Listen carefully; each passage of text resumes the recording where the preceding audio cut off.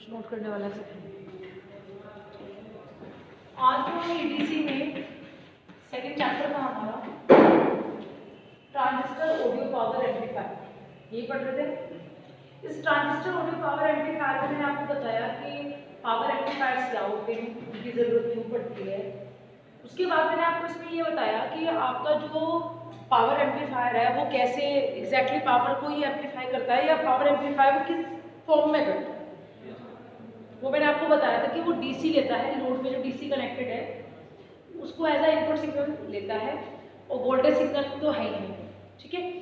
तो वो क्या करता है कि बड़ा पावर को बेसिकली वो एम्पलीफाई नहीं करता है, वो क्या करता है कि जो आपके वोल्टेज एम्पलीफायर की जो आउटपुट है वो एम्पलीफाइड सिग्नल, उसको पावर, उसकी पावर, और पावर को बढ़ाने के लिए वो क्या करता है, वो जितने भी आपकी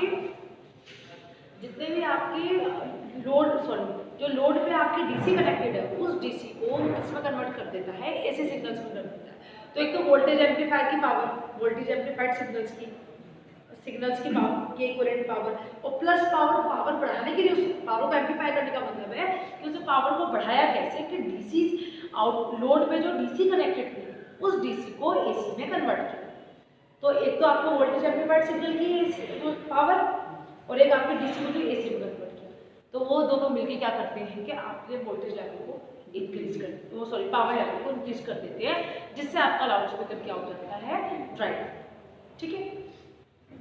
उसके बाद में मैंने आपको ये बताया कि इम्पीडेंस मैचिंग का बहुत बड़ा रोल है पावर एम्पलीफायर और लोड के बीच में। अगर आप सारी कहानी काम कर रहे हो लेकिन आपका इम्पीडेंस मैचिंग प्रॉपर नहीं है तो आपका जो लाउड स्पीकर है वो प्रॉपरली या लोड जो भी है वो वर्क नहीं कर पाएगा।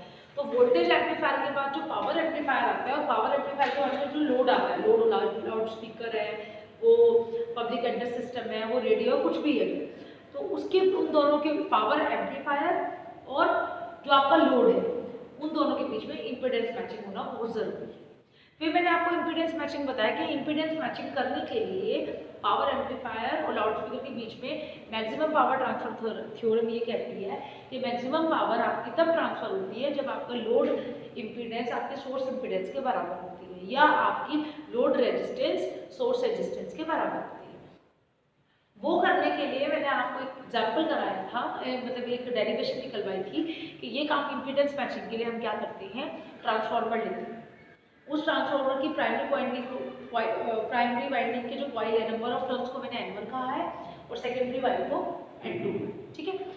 पहले वाले की वोल्टेज V1 है, दूसरे वाले की वोल्टेज V2, ठीक है। पहले वाले की करंट I1 है, दूसरे वाले की करंट I2 है, और पहले वाले का जो लोड है अगर अंदर की तरफ से देख रहे हैं तो RL डैश है और उसका RL है। तो आपको इक्वेशन निकाल के दिखाई थी, RL dash is equals to N1 upon N2 का स्क्वायर। दैट मीन्स आपका जो रेजिस्टेंस है या आपकी जो इम्पीडेंस है उसको आप ऐसे भी लिख सकते हैं,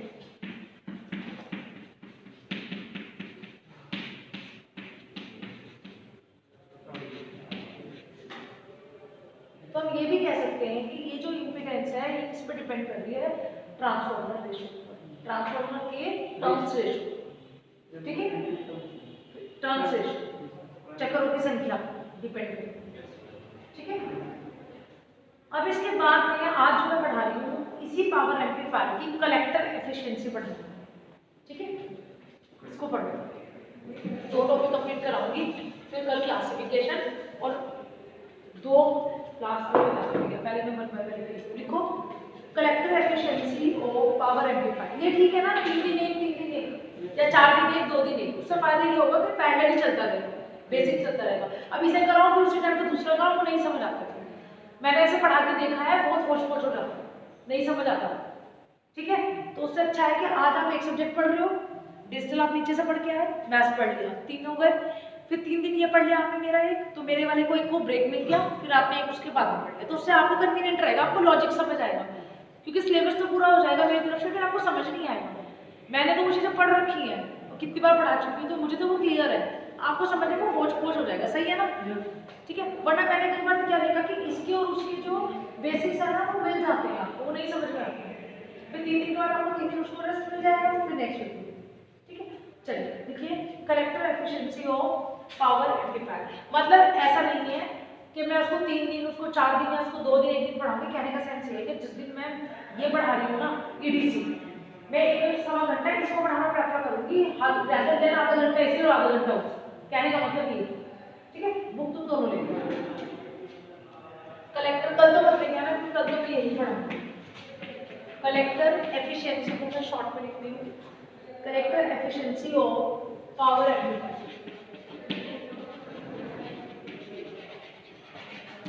जरूर देखते रहना, वीडियो चल रही है। चलो, collector efficiency of power amplifier मतलब पावर प्रवर्धन की कलेक्टर दक्षता, ठीक है। क्योंकि आपकी जो पावर एम्पलीफायर जो भी है, आप जो देखो यहाँ में कलेक्टर एफिशिएंसी क्यों कहा है, क्योंकि आप जो भी एम्पलीफायर यूज करोगे वो ट्रांजिस्टर को यूज करो, ट्रांजिस्टर या ट्रांजिस्टर क्या यूज हो रहा है, एज एन एम्पलीफायर यूज हो रहा है। नोट मत करो ऐसा, ट्रांजिस्टर ही क्या हो रहा है आपका, एज एन एम्पलीफायर यूज हो रहा है। मतलब बेसिक डिवाइस तो ट्रांजिस्टर ही है ना, उसमें आप क्या कर रहे हो, उसको ट्रांजिस्टर को एज ए एम्पलीफायर यूज करा रहे हो। उस एम्पलीफायर में आप क्या कर रहे हो, हमेशा कॉमन एमिटर को यूज कर रहे हो, ये भी बताया। तो इनपुट कहाँ आएगी, बेस पे, और आउटपुट कहाँ आएगी, कलेक्टर पे। तो आउटपुट कहाँ पे मिल रही है, कलेक्टर पे मिल रही है। हर बार ट्रांजिस्टर की जो आउटपुट है वो किस पे मिल रही है, अगर आप कॉमन एमिटर यूज कर रहे हो तो किस पे मिल रही है, कलेक्टर पे मिल रही है। और पावर के लिए और वोल्टेज एम्पलीफायर के लिए तो हम कॉमन एमिटर ही यूज करते हैं।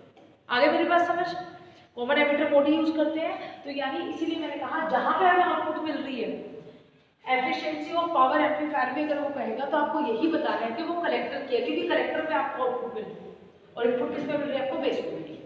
समझ आ गई मेरी बात, एक बात। दूसरी बात,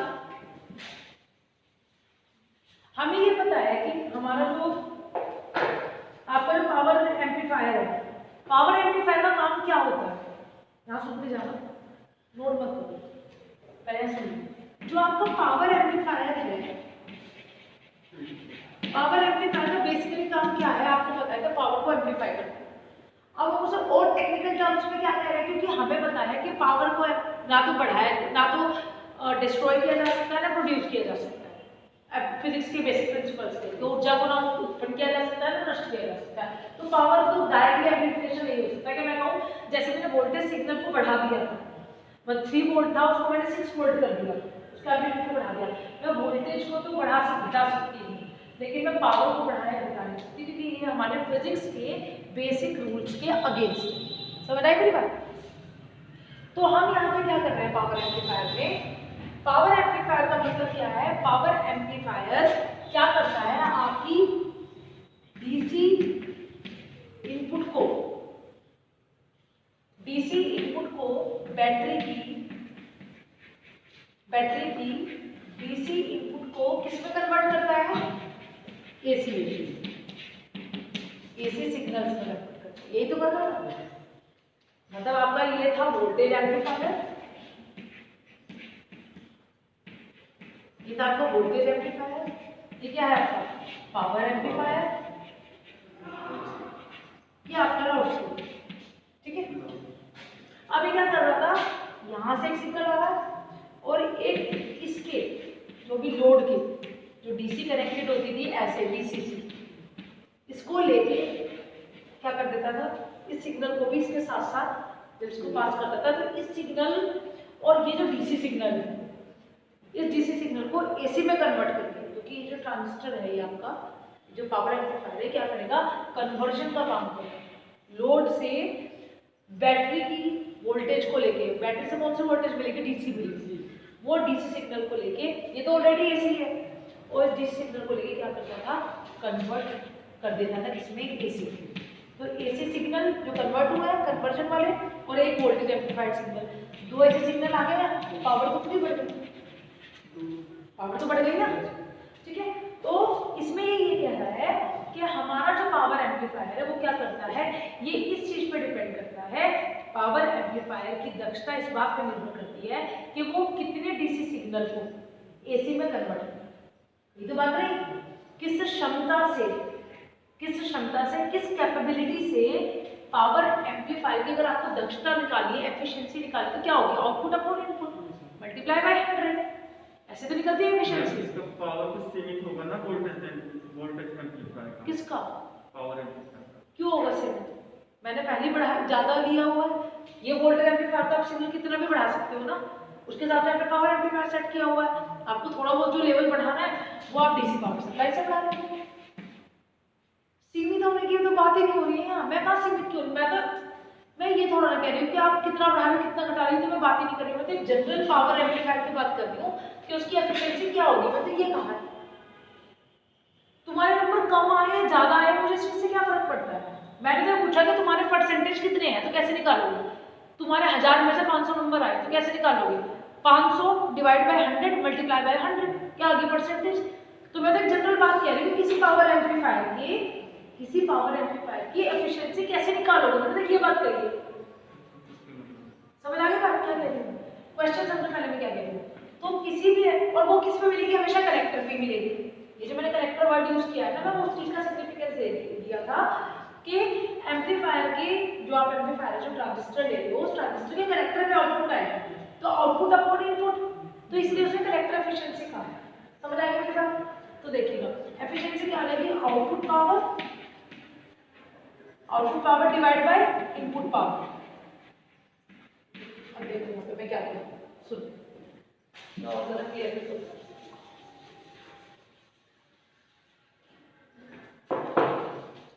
देखिए एफिशिएंसी ऑफ कलेक्टर, ठीक है बच्चों, ठीक है। उसके बाद पावर एम्पलीफायर, छोटा सा लिखना चाहूँ तो output power at output, power at input. पहले सुनना जरा मैं क्या कर रही हूँ।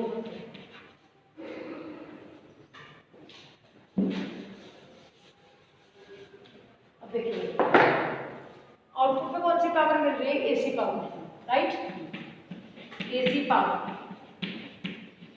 और इनपुट में कौन सी पावर थी, डीसी, जिसको कन्वर्ट कर रहा है, जिसको वो कन्वर्ट कर रहा है। पावर एम्पलीफायर का बेसिक काम क्या है, हमारे डीसी को एसी में कन्वर्ट करना, मेन काम तो वही है उसका, ठीक है। तो आपने क्या किया, ये मैं पूरा समझा चुकी हूँ, नीचे समझाया था मैंने, डीसी पावर। समझ आ रही है, क्लियर है?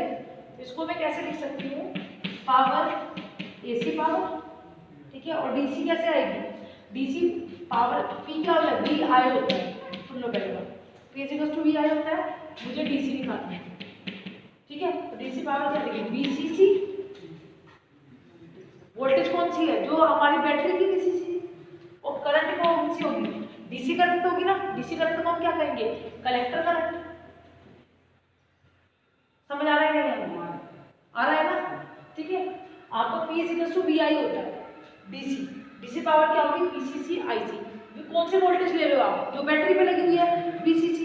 कहाँ से उठा रहे हो, लोड से, तो यानी कलेक्टर से उठाओगे, आउटपुट आप हमेशा कलेक्टर से ही उठाते हो, ठीक है। अगर आप कॉमन एमिटर यूज करते हो तो आउटपुट टर्मिनल के लिए लिखा आपने कलेक्टर करंट आईसी। और अगर मैं इसमें लिखूं क्यू, तो ये और क्लियर हो गया कि ये डीसी की है। जब मैं क्यू पॉइंट लिख दे रही हूँ तो किसके लिए होता है, डीसी के लिए होता है। समझ आ गया मेरी बात? तो आप इसे कैसे भी लिख सकते हो, समझ आ रही है मेरी बात? ठीक है, आपकी पावर डीसी जैसे पी डीसी और P AC divide by VCC IC. समझ आ रही है मेरी बात, हाँ या ना, क्लियर है? जरा इसको सुनिएगा, पावर एम्पलीफायर से मिलने वाली AC output power, power amplifier से मिलने वाली एसी आउटपुट पावर और पावर एम्पलीफायर को बैटरी से मिलने वाली पावर के रेशो को पावर एम्पलीफायर की कलेक्टर एफिशिएंसी कहते हैं। ये तो कहा मैंने, पावर एम्पलीफायर के आउटपुट पे मिलने वाली एसी पावर, ठीक है, और पावर एम्पलीफायर की इनपुट पर मिलने वाली बैटरी से मिलने वाली डीसी पावर के रेशो को कलेक्टर एफिशिएंसी कहते हैं। आगे मेरे पास कुछ, हाँ या ना, क्लियर हो गया? ठीक है, कम ज्यादा की बात नहीं हो रही है, यहाँ से इतनी बात हो रही है कि एफिशिएंसी निकालनी है उस पावर एम्पलीफायर। समझ आ गई? देखिएगा उसके बाद इसमें आने कुछ गाने की जरूरत नहीं, जो मैं बता रही देखिएगा। हाँ, एक चीज आपको ये ध्यान रखनी है कि इनपुट सिग्नल जो है, इनपुट सिग्नल केवल आउटपुट पावर को क्या करता है, कंट्रोल करता है। इनपुट सिग्नल जो है, और मैंने आपको ये बताया भी था कि इनपुट सिग्नल सिर्फ आउटपुट पावर को कंट्रोल करता है, लेकिन इसका मतलब ये बिल्कुल नहीं है कि जितने आपके इनपुट सिग्नल होंगे, जितने आपके इनपुट सिग्नल होंगे आपकी पावर उसके प्रोपोर्शनल होगी, ऐसा बिल्कुल नहीं। समझ आई मेरी बात? क्लियर होगी? जैसे P इक्वल्स टू VI है, तो जितने सिग्नल होंगे तो आप वोल्टेज और करंट उसके प्रोपोर्शन में निकाल लोगे, और आपका जो भी इतनी पावर होनी चाहिए, नहीं, ऐसा बिल्कुल भी नहीं होगा। इनपुट सिग्नल जो है, जैसे मैं आपको ऐसे कहूँ, देखो इसके अंदर स्टेटमेंट है, ये दे रहा है, एक बार स्टेटमेंट सुन लो, फिर मैं उसको समझा रही हूँ एक एग्जांपल लेके। ये कह रहा है, मैंने आपको ये लाइन पिछली बार भी बोली थी जब पावर एम्पलीफायर पढ़ाई थी, कि कितने सिग्नल कन्वर्ट हो रहे हैं, वो किस पे डिपेंड करता है, जो आउटपुट पावर है वो इनपुट सिग्नल के द्वारा कंट्रोल होती है। जो भी आपके इनपुट सिग्नल है, जैसे वोल्टेज एम्पलीफायर के भी जो सिग्नल्स हैं वो भी पावर एम्पलीफायर पे लग रहे हैं, तो वो क्या करेंगे, वो जो तुम कह रहे थे कि मैम उसकी एक रेंज होगी, तो वो जो इनपुट सिग्नल है ना, मुझे सपोज 30 वोल्ट पावर से 30 वोल्ट की पावर है और सिर्फ 5 वोल्ट और चाहिए, तो वो 5 वोल्ट ही उसे क्या करेगा, कन्वर्ट करेगा, उससे ज़्यादा भी नहीं करेगा, उससे कम भी नहीं करेगा, जो तुम कह रहे थे कि मैम उसकी एक रेंज होगी। तो कंट्रोल करने का मतलब यहाँ पे ये हो गया, ऐसा भी ना हो कि वो बिल्कुल कम कन्वर्ट करे और ऐसा भी ना हो कि बहुत ज़्यादा कन्वर्ट कर दे, कि पावर का लेवल बहुत ज़्यादा, क्योंकि डिसिपेट भी तो होगी ना हीट। तो यार ये यहाँ पे ये कह रहा है कि पावर एम्पलीफायर पे जो भी इनपुट सिग्नल लगे हुए हैं वो क्या करेंगे, आउटपुट पावर को कंट्रोल करेंगे, लेकिन इसका ये मतलब बिल्कुल नहीं है कि जितने आपके इनपुट सिग्नल थे पावर आपकी उसी के समानुपाती होगी, उसके इक्वल नहीं हो सकती।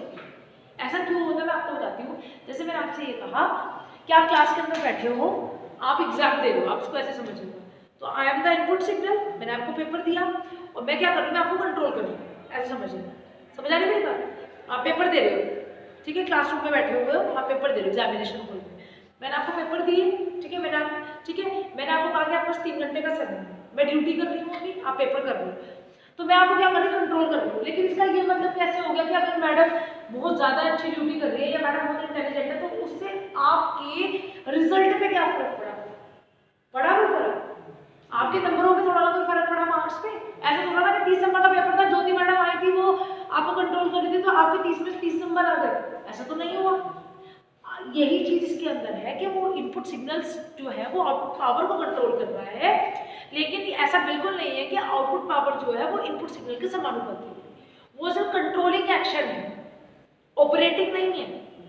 कंट्रोलिंग है, ऑपरेटिंग नहीं है। ऑपरेटिंग कैसे, कंट्रोलिंग और ऑपरेटिंग बता देती हूँ। पेपर आप दे रहे हो, अब सपोज मेरी क्लास में आशीष बैठा हुआ है, ठीक है, मैं इसको कंट्रोल कर रही हूँ, लेकिन मैंने क्या करा, मैंने कहा ये क्वेश्चन तो गलत हो गया, मैंने कहा तुम इसमें ये नहीं आंसर डालो, तो ये क्या होगी, ये ऑपरेटिंग है। समझ आएगा मुझे बात? तो कंट्रोलिंग का मतलब अलग है, जो कंट्रोल कर रहा है, सिर्फ डायरेक्शंस दे रहा है कि ऐसा नहीं ऐसा होना चाहिए, और एक क्या कर रहा है, काम कर रहा है, ऑपरेट कर रहा है। समझ आई मेरी बात? तो कंट्रोलिंग जो सिग्नल्स हैं, सिग्नल जो है वो कंट्रोलिंग का काम करते हैं, ऑपरेटिंग का काम नहीं कर रहे। तो इसलिए क्योंकि वो ऑपरेटिंग का काम नहीं कर रहे, इसलिए आपकी जो आउटपुट पावर है वो इनपुट सिग्नल्स के समानुपाती नहीं हो सकती।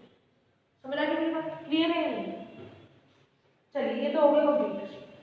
अब मैं आपको क्या समझाने वाली हूँ, ये समझ आ गई सबको? ठीक है, रब कर दो, फटाफट नोट करो जल्दी से, फिर मैं आपको जरा क्लासिफिकेशन ऑफ पावर एम्पलीफायर्स करा के फिर खत्म करके फिर मैं कल नया टॉपिक स्टार्ट करूंगी, जो मैं आज स्टार्ट करवा रही हूँ।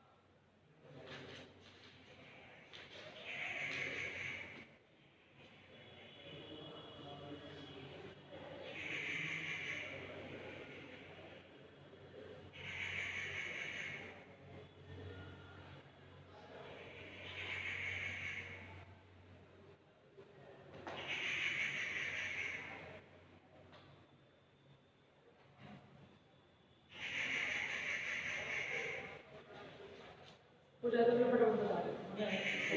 हो गया?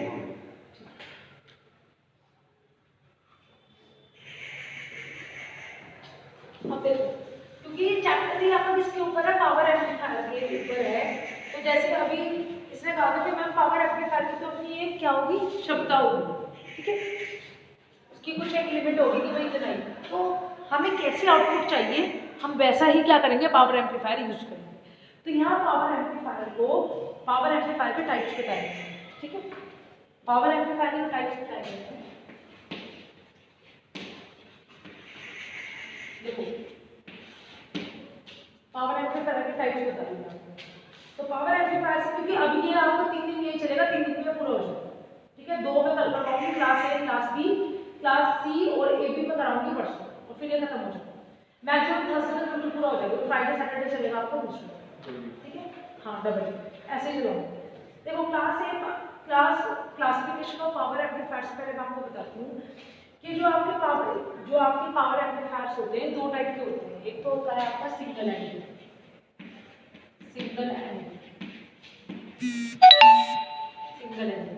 और एक होता है आपका डबल एंडेड।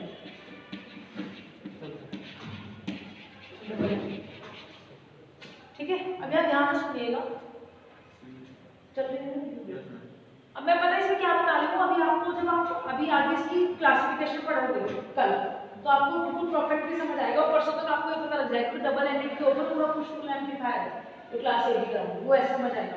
तो उसमें बहुत ज़्यादा दिमाग ना लगाते हुए बेसिक बता रही हूँ। उसमें पावर एम्पलीफायर में जो सिंगल एंडेड का मतलब है, मतलब एकल सिरा, यानी जिसपे आप आउटपुट जो है वो एक ही एंड से लेते हो, समझ आ रही है बात। और डबल एंडेड का मतलब क्या है, जहां पे आप जो आउटपुट ले रहे हो वो दोनों एंड से ले रहे हो, मतलब दोनों एंडेड, दोनों सिरे से ले रहे हो।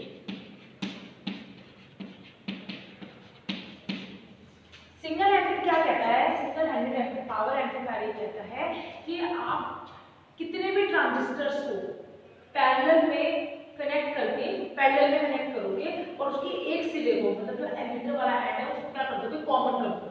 तो आउटपुट कहाँ से ले रहे हो, ये देखो ना, इससे मतलब आपका ये वाला है, ये वाला है, ठीक है, आपने यहाँ पे लोड कनेक्ट कर दिया, तो आप क्या करते थे, यही तो करते थे, समझ आ रही है। तो आपने यहाँ क्या किया, यहाँ पे आपने सिंगल एंडेड पावर एम्पलीफायर में आप क्या करते हो, ट्रांजिस्टर के सारे ट्रांजिस्टर को लोड के पैरेलल में कनेक्ट करके, नहीं सारे ट्रांजिस्टर को पैरेलल में कनेक्ट करके लोड के ड्राइव कर देते हो, लोड को ऑपरेट करा देते हो, और उसके एक एंड से तो आप क्या लेते हो, आउटपुट लेते हो, और एक एंड क्या कर देते हो, ग्राउंड कर देते हो। तो देखिए एक ये था, अगर मैं ऐसा ही एक और लगाना चाहूँ तो एक और लगा दूँ, ऐसे तो करते हैं जो भी आप पीछे पढ़ के आए हो मल्टी स्टेज, ठीक है, यही तो कर रहे हो। फिर एक को ले लिया, तो इस सिंगल एंडेड में आप क्या करते हो, सिंगल एंडेड में आप मल्टीपल ट्रांजिस्टर्स को पैरेलल में कनेक्ट करके लोड को क्या कर देते हो, आउटपुट दे देते हो, लोड को चला देते हो, और उसके एक सिरे को आप ग्राउंड कर देते हो, और जो उसी के सापेक्ष आप क्या लेते हो, आउटपुट को लेते हो। समझ आएगी मेरी बात। उसके बाद अभी आपको धीरे धीरे समझ आएगा, उसको नहीं समझ आता, जब कल मैं आपको डायग्राम ड्रॉ करके पूरा क्लास है एम्पलीफायर समझाऊंगी। एक होता है आपका double ended power amplifier. Double ended power amplifier में आप 2 ट्रांजिस्टर एक दूसरे के पूरक में यूज करते हो, पैरेलल में यूज नहीं करते, सीरीज में यूज करते हो, ठीक है। जैसे पैरेलल तो ऐसे होगा और सीरीज में कैसे होगा, ऐसे ऐसे, पैरेलल, ये पैरेलल में है ना, सीरीज में कैसे होगा, ऐसे ऐसे होगा, ठीक है। तो डबल एंडेड पावर एम्पलीफायर में आप क्या करते हो, डबल एंडेड पावर एम्पलीफायर में आप 2 ट्रांजिस्टर को पैरेलल में यूज नहीं करते, एक दूसरे के पूरक यूज करते, कॉम्प्लीमेंट, ठीक है। यानी एक को बोलेंगे पुश तो एक पुल, यानी एक ऑन होगा तो एक ऑफ हो जाएगा, एक ऑफ होगा तो एक ऑन हो जाएगा, सिंपल सी, ठीक है। और इसके अंदर आप क्या करते हो, जो आप आउटपुट देते हो, यानी जब इसमें करंट फ्लो हो रही होगी तो इसमें नहीं हो रही होगी, यानी एक पॉजिटिव हाफ के लिए काम करेगा तो एक नेगेटिव हाफ के लिए काम करेगा। आप सिर्फ समझिए, अब ये सारा करना है, ये सारी डिटेल्स करनी है हमें हर एक की, समझ आएगा ना। तो एक ये कल ही होंगे स्टार्ट, ठीक है। तो एक में एक ऑन होगा तो एक ऑफ होगा, यानी एक पॉजिटिव हाफ साइकिल के लिए ऑन हो जाएगा तो एक नेगेटिव हाफ साइकिल के लिए ऑन हो जाएगा। तो लोड में क्या जाएगा, लोड, लेकिन लोड में जो आउटपुट है वो क्या हो जाएगी, ऐड होके जाएगी, मतलब डबल होके जाएगी, मतलब ये पॉजिटिव के और नेगेटिव पूरे के लिए यहाँ पे दोनों के लिए ऐड हो जाएगी। समझ आई मेरी बात? क्योंकि जब ये ऑन है तो ये ऑफ है, जब ये ऑफ है तो ये ऑन है, तो पूरी हाफ साइकिल में तो पूरी हाफ साइकिल यूज हो गई ना। इस टाइम पे ये ऑन था, ये ऑफ था, अब इस नेगेटिव हाफ के लिए ये ऑफ हो गया और ये ऑन हो गया, तो पूरी हाफ साइकिल क्या हो गई, कवर्ड हो गई, यानी लोड पे आपको पूरी क्या मिल गई, फुल आउटपुट। यानी लोड पे क्या हो जाएगी, पुश पुल एम्पलीफायर की, इसको हम बोलते हैं पुश पुल एम्पलीफायर या क्लास ए बी एम्पलीफायर, ठीक है। यानी इस एम्पलीफायर में, डबल एंडेड पावर एम्पलीफायर में, जो आपकी आउटपुट, इन दोनों ट्रांजिस्टर की जो आउटपुट है वो क्या हो जाएगी, लोड पे ऐड हो जाएगी, सब्ट्रैक्ट नहीं होगी, ऐड हो जाएगी। वो कैसे होगी वो सब कुछ बताऊंगी, थोड़ा डायग्राम बनेगा, उसको पूरी वर्किंग समझेंगे, सर्किट, ठीक है। इसमें तो घबराने वाली बात है, धीरे धीरे चीजें समझ आएगी। अब जब मैं कल दोबारा डायग्राम समझाऊंगी तो आपको समझ आएगा। तो ये तो सिंगल एंडेड हो गया, डबल एंडेड हो गया, खत्म। अब ये तो आउटपुट लेने का तरीका होगा। अब मैं एम्पलीफायर का वो बता दूं कि एम्पलीफायर कौन सा, ये एम्पलीफायर के टाइप नहीं थे, ये तो आपके आउटपुट के टाइप से, कि मैं पावर एम्पलीफायर में आउटपुट कैसे ले सकती हूँ, ठीक है। तो देखिए, जो आप चौक है वो नहीं, तो बहुत छोटी सी है, अगर है देखिएगा, पावर एम्पलीफायर में जो इसमें अभी सुशील क्या था ना,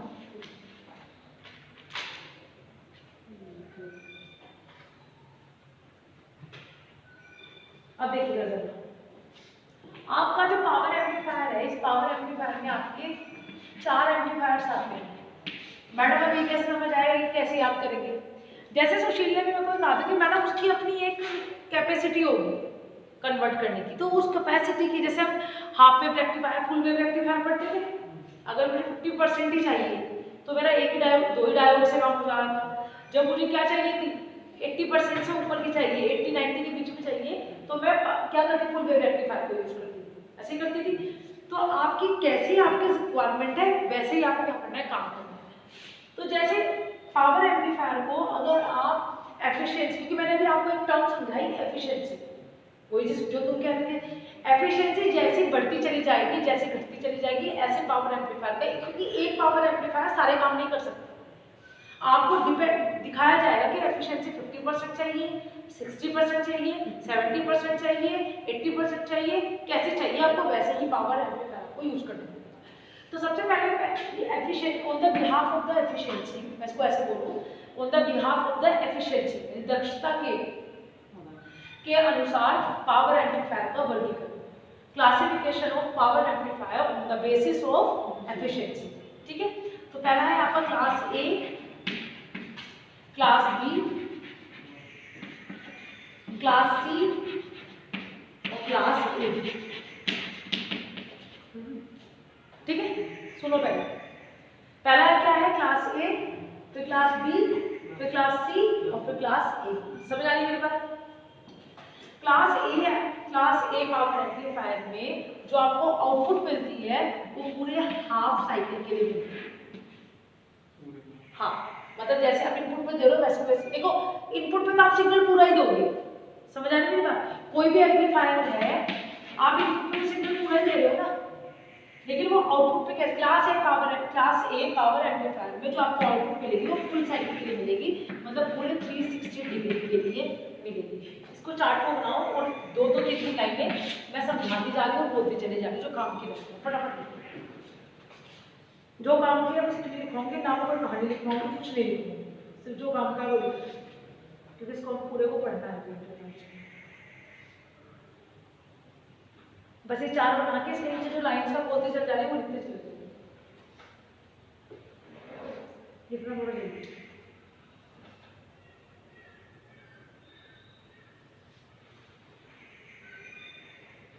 बोलो। चलिए पहले क्लास ए के लिए लिखते चले जाइए। क्लास ए में आउटपुट सिग्नल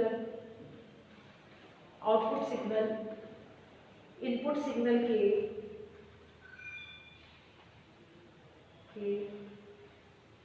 पूरे 360 डिग्री साइकिल के लिए मिलता है, पूरे 360 डिग्री साइकिल के लिए मिलता है। ठीक है, ये कब मिलेगा जरा यहाँ समझिए। आप इनपुट ये दे रहे हो, देखो आप इनपुट ये दे रहे हो, अब यहाँ पे जरा आप एक दिमाग में जरा सी थोड़ी सी बातें रखिएगा, दिमाग में ये VCC है, IC VCC, तो आपको पता है क्यू पॉइंट बिल्कुल मिड में होगा। यहाँ देखो सब लोग यहाँ देखो फटाफट, क्यू पॉइंट अगर बिल्कुल मिड में होगा, क्यू पॉइंट, क्योंकि पावर एम्पलीफायर DC से AC में कन्वर्ट होता है, तो आप हर बार क्यू पॉइंट को बीच में लाओगे। क्यू पॉइंट अगर प्रॉपर्टी सेट नहीं है तो आपको पावर एम्पलीफायर वो काम नहीं कर पाएगा जिसकी वजह से वो यूज किया जाता है। ठीक है, पावर, तो क्यू पॉइंट अगर मिड में है, अगर क्यू पॉइंट आपका मिड में है तो क्या होगा, ऐसा करने पे क्या होगा, आपको जो आउटपुट मिलेगी, ये देखिए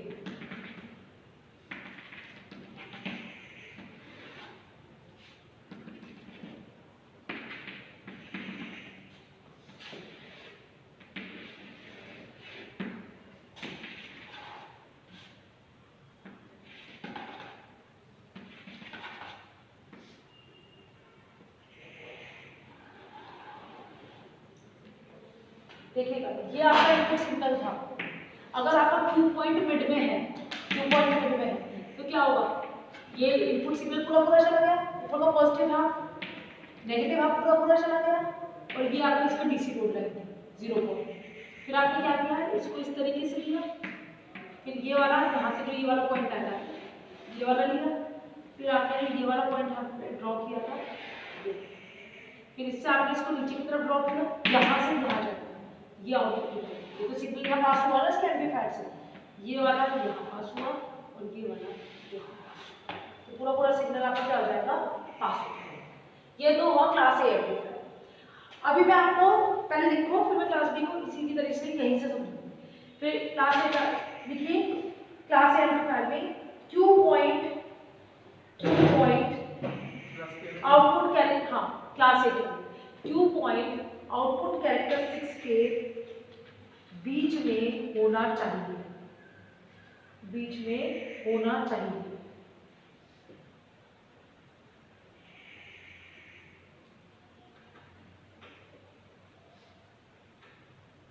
अब एक लाइन लिखिएगा, क्लास A में ऑपरेटिंग पॉइंट पर VC का मान, मतलब DC के लिए यूज हो रहा है क्यू पॉइंट, ऑपरेटिंग पॉइंट पर VCE का मान VCC का VCE दिस वन VCE का मान VCC का, मतलब जो आउटपुट वोल्टेज है, मतलब जो आपने इनपुट दी है VCC, इनपुट क्या होगी VCC और आउटपुट क्या है VCE। क्यों, ये ट्रांजिस्टर है, ये ट्रांजिस्टर है, ये एमीटर है, ये कलेक्टर है, तो आउटपुट वोल्टेज का VCE। ठीक है, तो क्यू पॉइंट पर VCE का मान VCC का आधा रह जाता है, ये लिखो, इसको अंडरलाइन करो। आउटपुट पर क्यू पॉइंट पर VCE का मान VCC का आधा हो जाता है, VCE का मान आधा हो जाता है। अब तुम ये देखो, इसके होने से क्या होगा, वो VCE का मान VCC का आधा से क्या नुकसान होगा, इससे नुकसान ये होगा कि अगर आप कोई आउटपुट का में इनपुट नहीं दे रहे हो, तो आपको पता है इनपुट नहीं दे रहे हो तब भी कुछ ना कुछ इनपुट तो वहाँ रहेगी, जीरो कभी नहीं हो सकती, तो तब भी वहाँ पे क्या रहेगी, कुछ ना कुछ पावर लॉस होता ही रहेगा, और उससे क्या होगी, आपकी पावर लॉस होगी। अब देखो यहाँ पे पावर आपको समझ आ रहा है कि आपकी जो पावर है, आप इनपुट जितनी दे रहे थे, अगर VCC जो है आपकी VC की वैल्यू 5 वोल्ट है तो VC की वैल्यू वहाँ पे 2.5 ही रह जाएगी। ठीक है, तो अगर एफिशिएंसी आप 50 थी तो वहाँ कितनी रहेगी, 25% ही रह जाएगी। क्यों, क्योंकि वहाँ पावर का लॉस हो रहा है, जब आप कोई इनपुट नहीं दे रहे हो वहाँ तब भी कोई ना कोई आउटपुट जरूर रहेगा। देखिए, इसीलिए कोई एसी सिग्नल अप्लाइड ना होने पर भी, कोई एसी सिग्नल अप्लाइड ना होने पर भी पावर का लॉस होगा।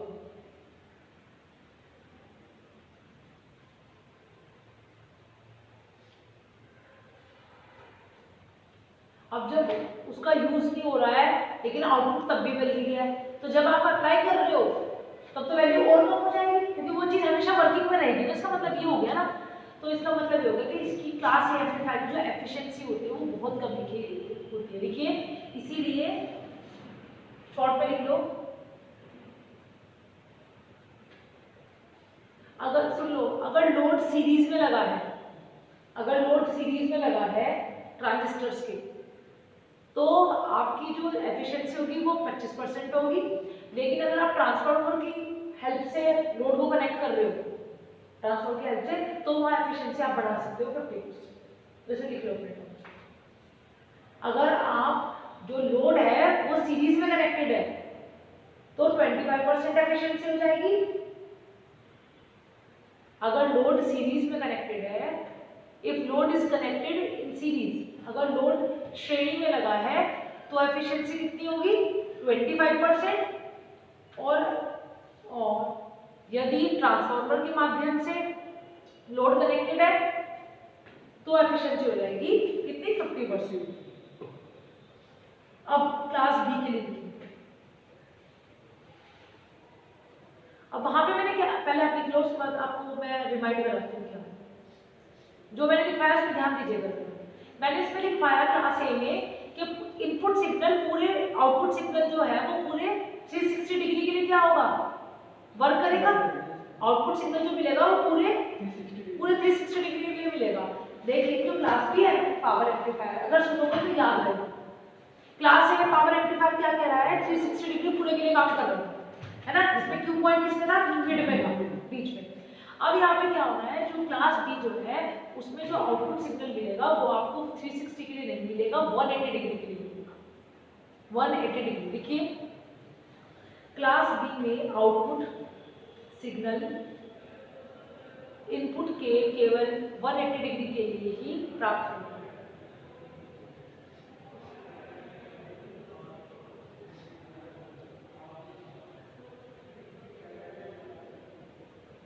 अब यहाँ देखिए अगर मैं समझाती हूँ, मैं सबसे बेस्ट एरिया समझूँ।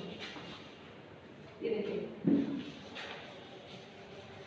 इसके लिए क्यू पॉइंट को एक लाइन लिखिए, इसके लिए क्यू पॉइंट को किसी एक सिरे पर रखा जाता है। इसके लिए क्यू पॉइंट को मतलब वो आउटपुट कैरेक्टरिस्टिक्स में रखना है, आउटपुट कैरेक्टरिस्टिक्स में। इसके लिए क्यू पॉइंट को किसी एक सिरे पर रखा जाता है। देखो जरा,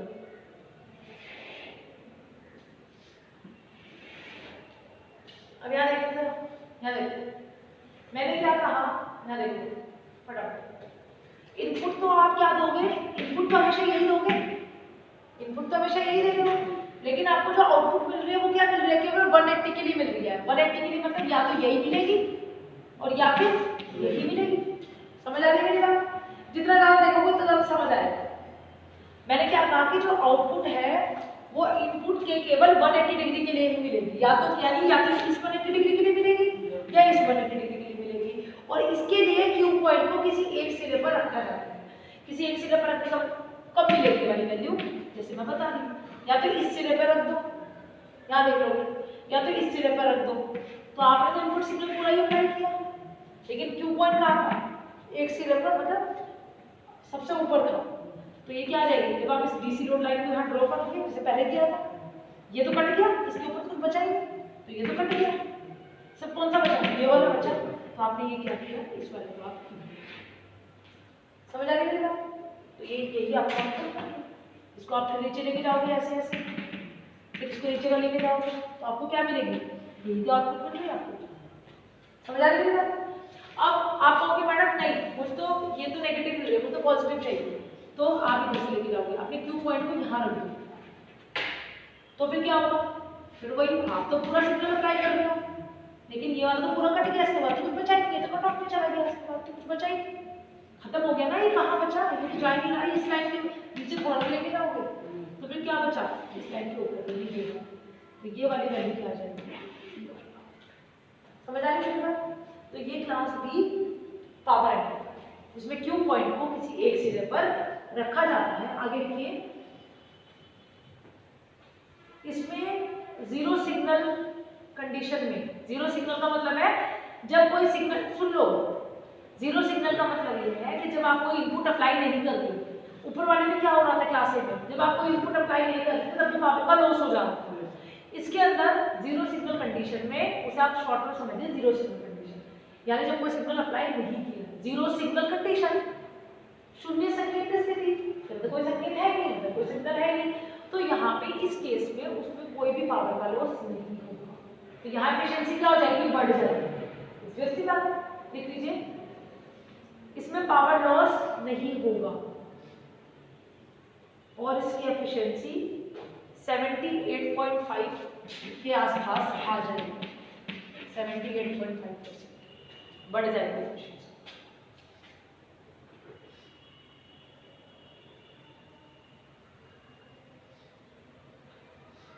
अब ये वर्क कैसे करेगा ना, इसमें क्वेश्चन ये उठता है कि मैम इस पॉजिटिव को यूज कर ले तो ये नेगेटिव तो इसके अंदर, ये सॉरी इसमें ये पॉजिटिव नहीं आया और इस वाले में ये नेगेटिव नहीं आया, तो ये कहाँ जाएगा, कैसे लिए वर्किंग करेगा। इसमें क्या होगा कि आपको दो ट्रांजिस्टर यूज होंगे, जो एक पॉजिटिव के हाफ के लिए काम करेगा, एक नेगेटिव के लिए। तो जब हम आगे कल पढ़ाऊंगी मैं क्लास ए और क्लास बी, तब समझ आएगा, जब डायग्राम बनाएंगे तब बेसिक समझ आ रही है बात। मैं दिमाग में आपको सेट कर रही हूँ कि मैं कल आके दोबारा बिल्कुल स्टार्ट नहीं करूँगी, अगला टॉपिक स्टार्ट करूँगी, ठीक है। अगर आप लोग यहाँ मेरे चक्कर में बैठे हो, फिर किसी ने बुला लिया तो मैं भी उतनी देर यहाँ पे हूँ कॉलेज में, ऐसा नहीं कि मैं घर का काम करूँ, ठीक है। चलिए क्लास बी के बाद की क्लास सी, इसमें आउटपुट सिग्नल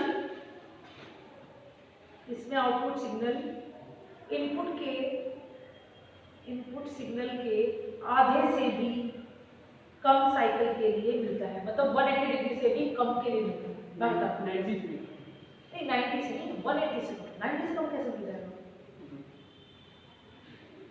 देखो मतलब जैसे इसमें यहाँ पूरा मिल जा रहा था, अगर आप यहाँ समझो, जैसे यहाँ देखो, अब ये जैसे इनको सैचुरेशन में पहुंच गया, ये सिग्नल है आपका, देखो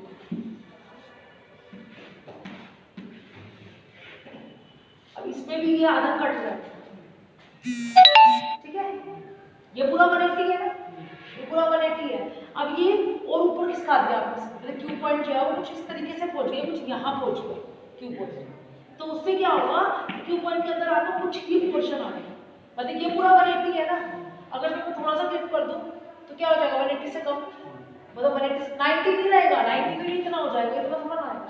ऐसी वेव फॉर्म तो कभी देखी है, डीसी कभी भी नहीं देखी, या तो ये देखी है या ये देखी है और या फिर ये देखी है, समझ आ गई मेरी बात, गेटिंग माय पॉइंट, रूपो पर समझ आ गई मेरी बात, क्लियर हो गई बात, तो लिख लिया ना आपने, देखिए 180 से भी कम होती है, जहां पे आपको एफिशिएंसी मैटर नहीं करती है, जहां पे आपको पावर बहुत ज्यादा अच्छी नहीं चाहिए, वहां पे आप इस वाले क्लास सी एम्पलीफायर का यूज करते हो, समझ आई मेरी बात। क्लास सी पावर एम्पलीफायर का आप ये यूज करते हो कि सिग्नल जैसा गया है वैसा चला जाए, पावर चाहे कम या ज्यादा रहे, वो कौन सा मेथड होता है, वो कम्युनिकेशन संचार, ठीक है। अभी हमको बहुत पढ़ना है, इसके बारे में सिर्फ यही पढ़ना है, आपको बहुत बढ़िया क्लियर हो जाएगा, बहुत मजे से सिलेबस पूरा होगा, टेंशन लेने की जरूरत है क्योंकि रोज आना है, ठीक है।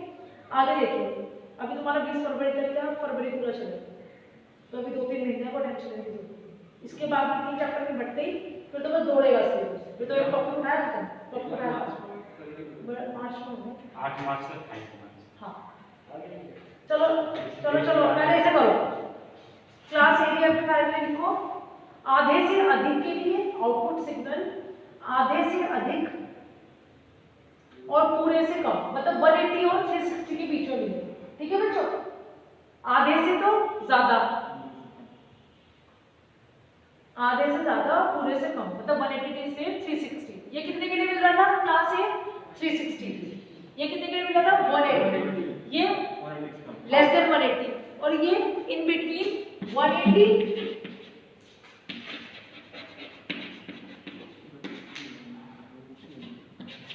ठीक है, क्लास अब ठीक है, और 360 लेस, ठीक है, 360 से कम और 180 डिग्री से ज्यादा, दैट्स इट। और इसकी जो एफिशिएंसी है वो 50 से 78 के बीच में है, ठीक है बच्चों। तुमका थोड़ा जल्दी आना, क्या नाम है आपको पीछे? हाँ मोहम्मद आली, फिर आपको और जल्दी समझ आएगा, ठीक है। और कल जो है देखेंगे, पहले यही पढ़ा दूंगी। एफिशिएंसी क्या है? हाँ एफिशिएंसी कितने परसेंट? इसकी 50 to 78.5 के बीच, ठीक है बच्चों। Done, enough for today. मैं थोड़ा सा भी पढ़ा दूंगी, लेकिन ठीक है जो मुझे किस तरह से ओके।